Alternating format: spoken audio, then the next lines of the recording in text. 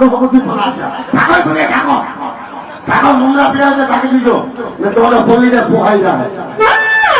યો ફોન એટલે આમ થાય અને બોલી જવાય હવે તમારા માટે માં અમે ખુશ થાય બોલ યો જાવ ઠેકા હા કાઈ વાંધો નહીં તમે તમારું અમે શું કરી એવા જ મારથી મોટો દેવ કોણ કે બ્રહ્મા બ્રહ્મા ભગવાન એવા દેવ બ્રહ્માએ મને કીધેલું શું તું કાય દેવ ઇન્દ્ર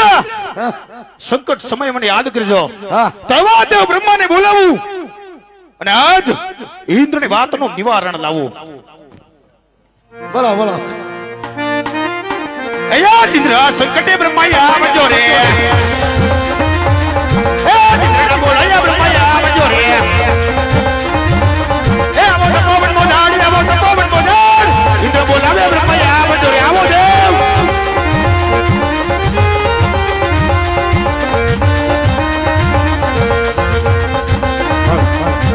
ઇન્દ્ર બોલાવે બ્રહ્માયા આવ્યા રે આજે ઇન્દ્ર બોલાવે બ્રહ્માયા આવ્યા રે આવ્યા તો પવન મજારી આવ્યા તો પવન મજાર ઇન્દ્ર બોલાવે બ્રહ્માયા આવ્યા રે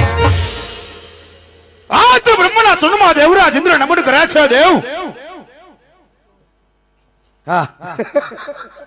શું થયું ગયું આયા અરે કહો દેવરાજ ઇન્દ્ર કહો દેવ ઇન્ડિયન રાજ અહીંયા સુધી બોલાવવાનું કારણ અરે દેવ બ્રહ્મા બ્રહ્મા આપ તો જાણો છો બ્રહ્મા છતાં ઇન્દ્રની કસોટી કરવાનું કોઈ કારણ દેવ બધું જાણું છું છતાં તમારા મુખેથી સાંભળવા માંગુ છું જાણે છતાં તો મુખે સાંભળ્યું છે બધું જાણે છે તો મુખે સાંભળું છું તમારું મુખ બહુ સારું છે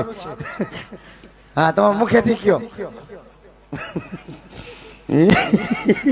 તો જો તમે પણ કાન ખોલીને સાંભળો સાંભળ્યો ભગવાન કાચ સામે દેખાય શિવના મંદિર આમ તો ભગવાનનું રૂપ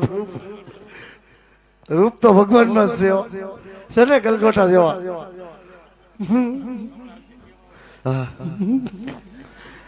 એમાં કોઈ કાળા માથાનો માનવી માથાનો માનવી આજ 3.5 ઘડીના ઘોર તપ કરી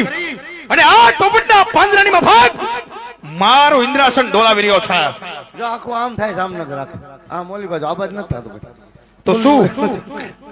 હે કોઈ મારા ઇન્દ્રાસન લેવાની આશા એવો છે આ વાતની માલિક રૂપે જાણતા હોય દેવ તો આ ઇન્દ્રને કહો નકરે નાગ ના આપો ઇન્દ્રને તો આજી પાપીના ધરતી મસ્તક જુદા કરી વાજ તમારા સ્થળોથી માલિકો ધરી દઉં અરે દેવરાજ ઇન્દ્ર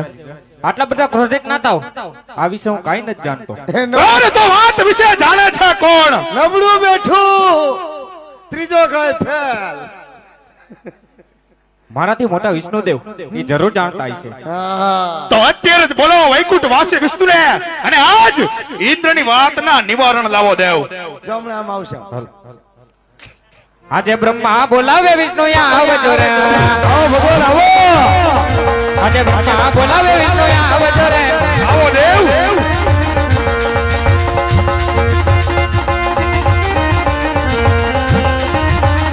આવો તો પવન બજારી આવો તો પવન બજારી બ્રહ્મા બોલાવે વિષ્ણુ આવજો રે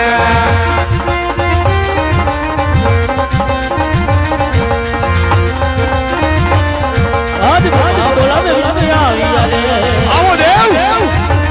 આવ્યા તો પવન મજારી આવ્યા તો પવન મજાર બ્રહ્મા બોલાવે વિષ્ણુ આવ્યા જય ભગવાન વાહ ભગવાન વાહ તમારું ઘરું તો પણ ગરેડી જેવું હો શેઠો શેઠ હેલા ગયા વાહ ભગવાન વાહ રૂપ તો ભગવાનમાં જ છે હો